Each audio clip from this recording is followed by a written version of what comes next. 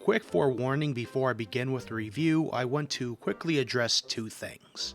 Number one, while I normally try to be as spoiler-free as possible, a few plot elements from the beginning of the film will be mentioned in order to establish the overall plot and characters. Second, I am terrible at pronouncing names, so some names are unfortunately going to be butchered. Apologies in advance. With that said, here's the review.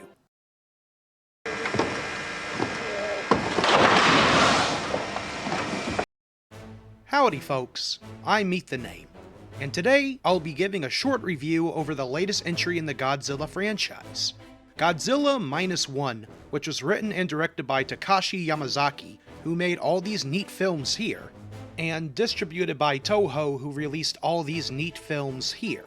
The main reason for the creation of this film, besides money, was to celebrate the 70th anniversary of the original Godzilla. Man, I thought I was old. The film premiered October 18th, 2023 in Shinjuku, and then later released to the rest of Japan on November 3rd. It was then released internationally on December 1st, just in time for the holiday season, because nothing says happy holidays like total nuclear annihilation. Peace be with you all. Reception to the film so far has been overwhelmingly positive, and with a budget of only $15 million, the film has so far amassed over $35 million in the box office. And while it is a limited release, there are talks that theaters may extend its showings throughout December. Godzilla may continue to grow if that's the case, just like my student loan debt. Merry Christmas, everybody. With all that said, what exactly is Godzilla Minus One all about? Well, in short, in 1945, an unwilling kamikaze pilot named Koichi Shikishima, who is played by Ryunosuke Kamiki, witnesses a large dinosaur-like creature massacre an entire group of Japanese military engineers and blames himself for their deaths. Afterwards, in 1946, he returns to mainland Japan, living in disgrace among the ruins of his parents' bombed-out home. You know, because of the war. During this time, he meets a woman named Noriko, played by Minami Hamabe. She's a scrappy young woman who tries to get by in post-war Tokyo while attempting to take care of an orphaned baby named Akiko, played by Sei Nagatani. Shikishima meets these fellow cast-offs of society and forms a sort of found family with them that is strained from the nightmares of war that Shikishima has. Oh, and then Godzilla shows up and makes life more complicated with the whole rampaging thing. The Big G is really inconsiderate in this film. This is basically the backdrop for the film's main drama. Shikishima is probably one of the best characters we've ever seen in a Godzilla film, second to Don Fry's Captain Gordon in Final Wars. There's an emotional core at the center that's wrapped around with survivor's guilt and lingering regret that hits you right in the gut. Kamiki's portrayal is nothing short of extraordinary as you watch his pain unfold and feel for him.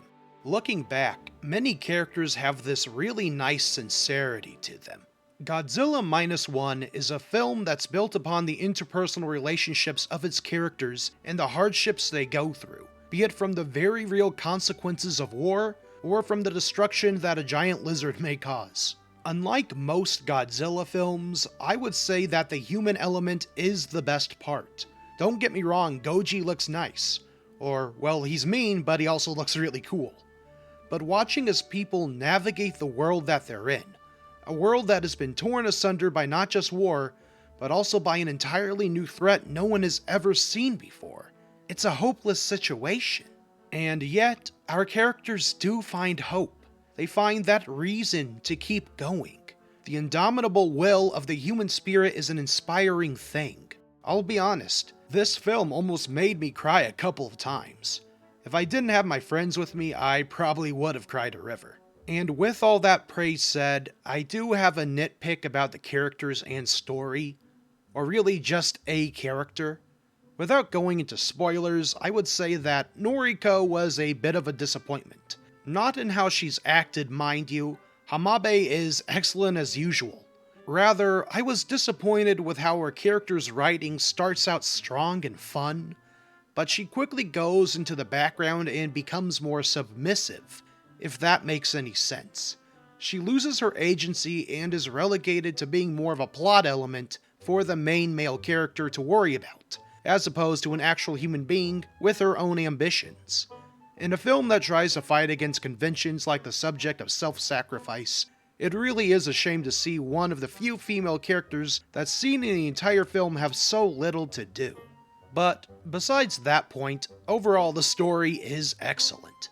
And what good is a story if you don't have the effects to properly back it up? What good is a Zilla if he doesn't get to destroy everything? The CGI effects for this film were done by the Japanese visual effects and animation company Shiragumi Inc. They may sound familiar if you saw my Shin Kamen Rider review, which I totally think you should watch if you haven't, by the way. The effects began production in the spring of 2022 and were completed in the late spring of 2023. And first off, I think they look really nice. Now, it may not be as fancy as something that Hollywood would cook up, but it gets the job done, and it's still pretty good to look at. What I was really impressed with was the detail seen in the buildings and how they were designed to fit in that very early post-war era. And then 1 second after seeing them, some of the most gnarly destruction imaginable happens. Now, some folks are definitely gonna be upset that a rubber suit wasn't used to smash cardboard buildings, and I can sympathize with that sentiment. However, with the way the destruction was presented as being almost complete devastation, with basically nothing left standing amongst the rubble, I can understand why they went with CGI. And for being purely CGI, Godzilla didn't stand out too badly. While not nearly as meaty looking as Shin Godzilla, this version still has some grit to him that tells you that he is messed up. Being hit with a nuke will do that to you. Now, I definitely think that they could have done a good combination of practical and CGI with Godzilla Minus One, but when figuring in the low cost of the film, they probably thought it was easier to just go fully CGI and not risk costume malfunctions. And with that noted, man, can I talk about the atomic breath for a second? Because it is something to behold. Without spoiling it, I'm gonna say that when it charges for the first time, you will be gobsmacked by how terrifying it is. And yet, you won't want to look away from its horrible majesty. If that ain't a metaphor for something, I don't know what is. Godzilla doesn't show up much in the film, unfortunately, but again, that's like most of his films anyways. But when he does show up, you definitely won't want to miss it. Man, he just seems so angry in this film. Maybe he needs something to eat, like a Snickers or something. Finally, let's talk about something else that was equally captivating, the music. While the soundtrack contains the usual Godzilla themes, there are also original works here that really grab your attention. The original score is composed by Naoki Sato, who has done a ton of music as seen here, and their score is hauntingly beautiful. There are violin arrangements that are especially good, with how they alone can almost bring you to tears. The music can get intense and also mysterious, but like every Godzilla track, it is never, ever boring. I'd love to get the vinyl for it, but I don't think I could afford losing that many arms and legs. Overall, Godzilla Minus One is fantastic. As you can tell, my review is pretty short when compared to others I've done, and that's because there isn't much left to say. It's a really good film, and you should definitely see it. I'm sure there are other things that could be ripped apart, but I honestly can't think of them right now. If I watched it 2 more times, then sure. But based on my initial viewing, this is really close to being my film of the year, if it isn't already. Sorry, Rise of the Beasts. I still love you. If you aren't able to see this in theaters, there will probably be a release on streaming here soon. I would still recommend seeing it on the big screen though if you can, as normal speakers and screens don't do the film justice. But just be sure to go to the bathroom first. It's 125 minutes long, so be sure to get yourself some popcorn and a soda too. If you can, sneak in a Baja Blast. It's the closest us mortals can get to experiencing Godzilla's power. Hey y'all, Godzilla Minus One was a ton of fun to watch, so I figured I'd try to do my part and talk about it a bit. As mentioned before, this review was really short, which has me wondering if I should do some sort of spoiler video where I talk about the themes I like and a bit more about Noriko. Please let me know in the comments below if you think that sounds neat or just sorta lame. I'd also like to thank you all for 55 subscribers. It's always so much fun to watch the channel grow over time. If you like the video, why not subscribe too? I got another video game review planned up next, as long as I can beat the game in time for Christmas, that is.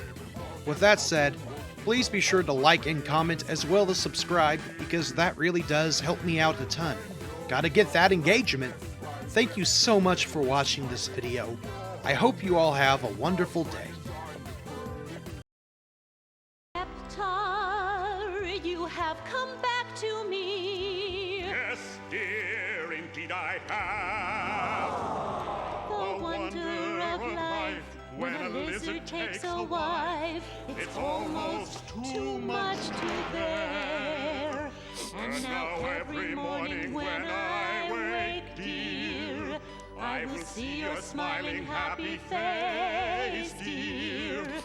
Until